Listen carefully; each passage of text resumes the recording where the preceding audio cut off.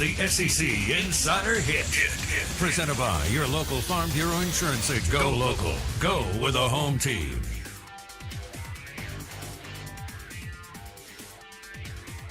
Tom Luginbill joins us. National college football analyst with ESPN. You'll see him on the sidelines. Well, maybe in the booth, studio, everywhere. Hopefully rain, sleet, thunderstorms, hurricanes do not follow him, but we welcome in Tom Luginbill on the Out of Bounds show. ESPN 105.9 The Zone. He joins us on the Yuengling Lager guest line. And, of course, the show is brought to you by Farm Bureau Insurance. Bundle your car and home and save with your local Farm Bureau Insurance agent. Lugs, when do y'all start? When does that Charlotte area start real high school football games? When does y'all season start? Actually, the first game is this coming Friday. So my son, he's going to be a junior, and his team here in the Charlotte area has already had basically one inter-squad scrimmage and then two jamborees that included, 3 or 4 other schools. And then they'll have a game this Friday, which fortunately for me, I actually get to see.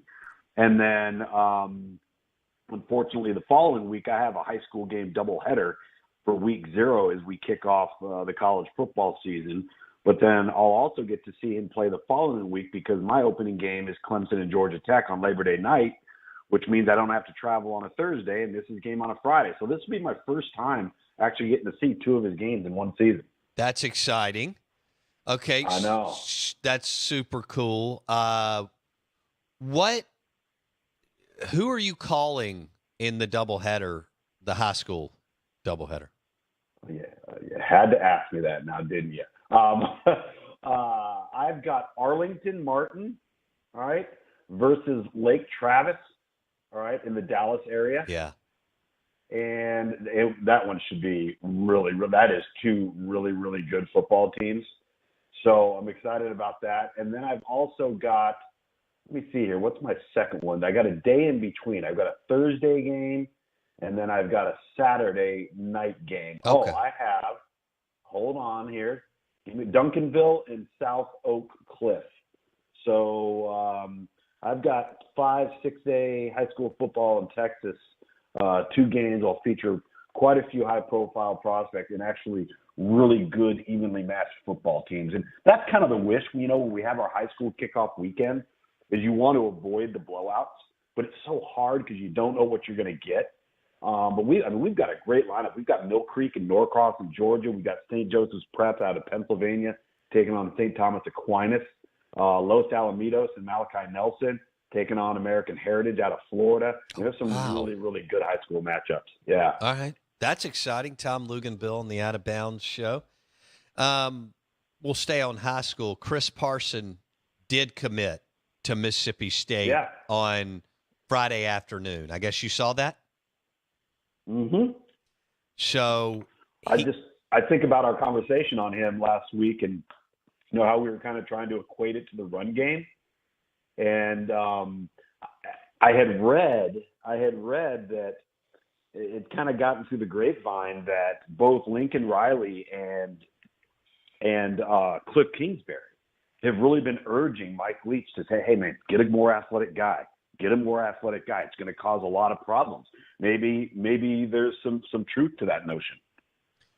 Yeah, no kidding. And I think he needs to do that. I know they were really excited about getting him. So now Mississippi State and Ole Miss have 2 ESPN 300 QBs in Chris Parson committed to MSU and Marcel Reed committed to Ole Miss. And they're ranked. Yep. They're not ranked, but like 8 spots from each other in your ESPN 300.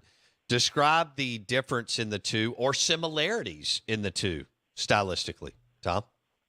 Well, let's start off with Marcel Reed, who actually on our last edition of ESPN 300 actually entered in for the first time. He was a 4-star initially outside of the 300, and so he just entered in for us. It's interesting. I think athletically, you're going to see an awful lot of similarities. Marcel is taller. He's kind of built more like a wide receiver, but he's got a really strong arm. The ball jumps off of his hand. Really good ball handler in the backfield in the sense that whether it's play action fakes, zone read fakes, bootlegs and nakeds, if he gets out on the perimeter, he's very, very dangerous. Whereas Chris Parsons, the same way, he's just built in a different package. Instead of being a tall, more lean kid, I think Marcel Reed weighs about 170 pounds right now. Chris is shorter and more stocky. He almost looks like a slot utility back. I would say he's a little taller than John Rice Plumlee, but probably similar in terms of like the level of athleticism. I think they're both very comparable in the passing game. Both possess God-given arm talent. That will not be an issue as far as making all the throws at the collegiate level. So, yeah, we're pretty excited about both of those kids. We think they're going to be pretty good. This is exciting. So Kiffin and Leach have their guys, we think, for this class. And for our listeners, Marcel Reed out of Nashville and Chris Parson out of Brentwood, committed to Leach and Kiffin, and both are in the ESPN 300. And Tom and you don't ever know. Everybody's trying to project, but Tom believes that they at least have the skill set and talent to potentially start in Power 5. And this whole Leach thing, maybe going and, gravitating, kind of adjusting to a more athletic quarterback. If that's, it is the case with Chris Parson, then I think that's good for, the program and where the game is going right now, Tom, and where it's been going for the better part of a decade plus. Well, there's no question. And not to be a broken record, but, if you can somehow come up with a way to get people out of a three-man front and dropping 8, a mobile quarterback is high on the list of priorities, because it's difficult to be able to hold up in the box if you don't have enough bodies, because the quarterback is a threat as a runner. Let's just assume you really aren't going to attempt to or don't have a lot of interest in running it with the actual running back. But every now and then you take that little token zone read fake, the quarterback takes off and runs. That's an element they just haven't had. And I think, to Lincoln Riley's credit, to a lot of guys, whether it was Kendall Briles, whether it's, then Cliff Kingsbury, there's been a variety of former air raid guys that have morphed into more of a run first mentality with the air raid principles of the passing game. You see a lot of those guys that have gone and gravitated towards that, and look at how their offenses have exploded. Oh, yeah. Well, I heard when Leach was hired a couple years ago, I can't remember who it was that swims in your game, but it was somebody that I respected, and he said, nobody leaves the nest, the Mike Leach nest, and runs the true air raid and runs it well. Mike is the only guy. Now, like you're saying, the only one left. There's hybrid. I mean, Hal Mummy's the other one. Hal Mummy is the other one that has never deviated. Right, but how? I'm not trying to take shit, but I think it's pretty. Look, there are a lot of coaches, business people, whatever in life that have the right Robin and they're Batman for a while. I think it's obvious Mike Leach was the dude out of the two. I mean, I get what they did at Iowa Wesleyan. I get what they did at Valdosta. I get what they did at Kentucky. Mm-hmm. But once Mike left the nest, Mummy never could. Now, look, he got tripped up on like a cheeseburger and a Dr. Pepper at Kentucky and probation. That's all nonsense to me. Yeah. And I don't have time for it, nor do I. I just think it's silly. Sometimes they lock in on a guy and whatever. But for Leach to go off and win 155 games at Texas Tech and Washington State where nobody else wins, that's all I need to know, Tom, as far as maybe who was the sizzle within the duo. Not that Hal doesn't, know football and did some good things. Do you see where I'm going there? Absolutely. And keep in mind, you skipped over one stop. You forgot about Oklahoma. Sure. The fact that Bob Stoops hired him and back then, because we were still in an antiquated time of football outside of Spurrier and some other people, the fact that Stoops had the stones to go to Oklahoma, where they had been running the wishbone under Barry Switzer and lost their way in the 90s, and hire this quirky dude that was running the air raid and say, no, this is what we're going to do, that's remarkable in a you know this, in a profession that doesn't like to do that. Well, and keep in mind, too, when Bob Stoops took that job over, remember where that program was. They were terrible, right? So he had to have some flash. He had to have some substance. He had to have something that was going to get people excited. And at that time, in the mid to late 90s, early 2000s, and you'd just come off of Tim Couch at Kentucky, and they were, they got competitive because of the offense. They were never going to be good enough to, win a division or get to the SEC championship game, but they could get to a bowl because of the offense. So if you look at Bob Stoops and his line of thinking, he's like, all right, I got to have something to kickstart us here. And boy, did it ever, because it didn't take long. And so I love that offense. I think it's fun. I like to study it. I like to watch it. I'm intrigued by it. I think it's absolutely lethal if people are dumb enough to consistently play man-to-man defense against you. But my only question, and it's a question I've always had, have we ever seen that offense in its purity win a championship? Well, no, but my counter to that would he's never coached at a place that can win because of recruiting profile. That's true. That's true. I mean, look, Texas Tech, here's the proof in the put. Texas Tech has been garbage since he left in 2009, and Washington State's not going to win again. They're just not. I mean, unless they find somebody super special. And now, he'll never be in a blue blood just because of because ADs are so tight and structured and all that. You know this, Tom. There were a few moments when he was rolling at Texas Tech and Washington State that you thought that there was not even blue blood, but like a top 15 program was going to finally go for it. Now, the Tennessee deal, we can go back and forth all day. Mike would have been lead because their alums want to win. They do what it takes. Mike, and they don't recruit at Bama, Georgia, LSU, Ohio State level, but they get dudes, as you well know, as head of recruiting for ESPN.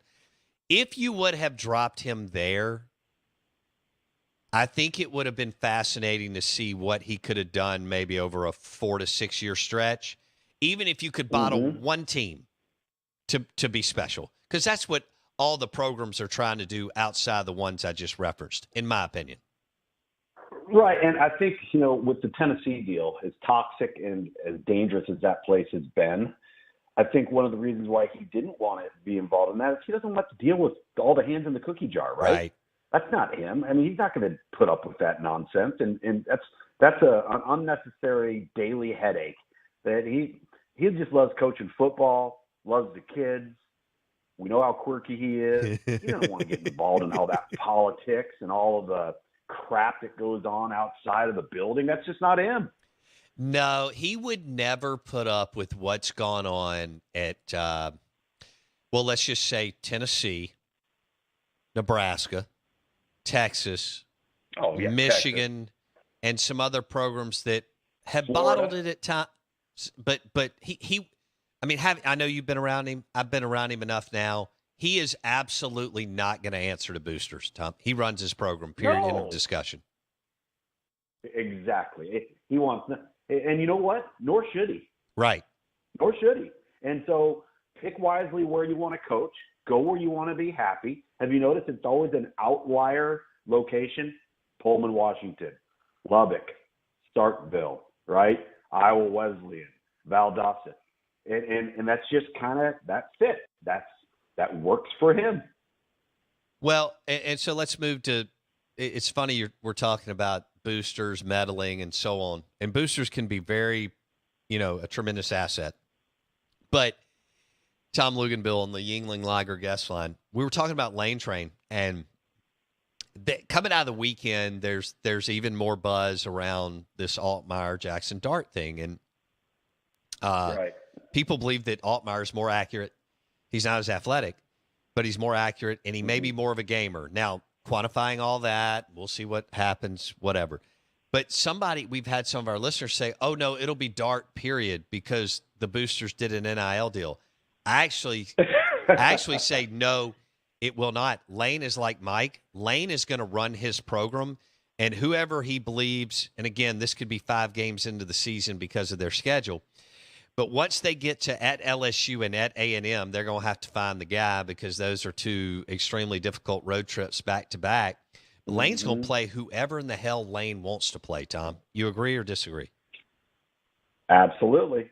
But this is what you get when you go down the NIL path is, all right, well, we've done a deal with this kid. Well, why isn't he playing? Well, that's not your decision, nor do you have a say in the matter. I mean, this is the world we're going to live in now. If there are going to be more people involved in thinking they have a say because there's a dollar amount tied to an individual, and there's not going to be a coach in America that's going to cater to that. And you know what? At some point or another, when it's all said and done, it might get some coaches fired. Right. That might be one of the byproducts of all of this. It's interesting. I don't know if you saw on ESPN.com as we're talking about Jackson Dart and Luke Altmaier and the piece that Adam Rittenberg did, where it's kind of a quarterback confidential by conference, and it's kind of taking each quarterback and getting a coach in that conference to comment on what they think about that quarterback. And it's interesting. The individual, whoever the assistant coach is or the head coach that Adam Rittenberg spoke to in the Pac-12. I don't know if you've seen this article, but here's the quote that coach gave on Jackson Dart. He was the most talented quarterback we played against last year, a Pac-12 defensive coordinator said. He was inexperienced, but he threw the ball well and he had enough movement. Projecting him moving forward, he was going to be the most talented guy in the conference. Okay, wow. Interesting, right? Yeah. Yes. So you want to hear? Let me read off the quote from an SEC assistant coach on Will Rogers. Okay. He understands Mike Leach's system well. He's very accurate. Throws a very catchable ball. I would totally agree with that. Said a coach who faced Rogers in 2021. Nothing really jumps out at you other than statistically he does what that offense does. He's not a runner or a giant big kid. There's nothing imposing about him other than he can run their offense well with a great arm. That's pretty accurate portrayal, I think, from an opposing coach. It's a really, really neat piece that Adam Rittenberg did. I mean, everybody from Bryce Young to Will Levis and Stetson Bennett, just getting some opinions from other coaches who've had to prepare and play against these guys. Oh, wow. Yeah, and I think that's spot on Will Rogers. So, which one would you go? Me too.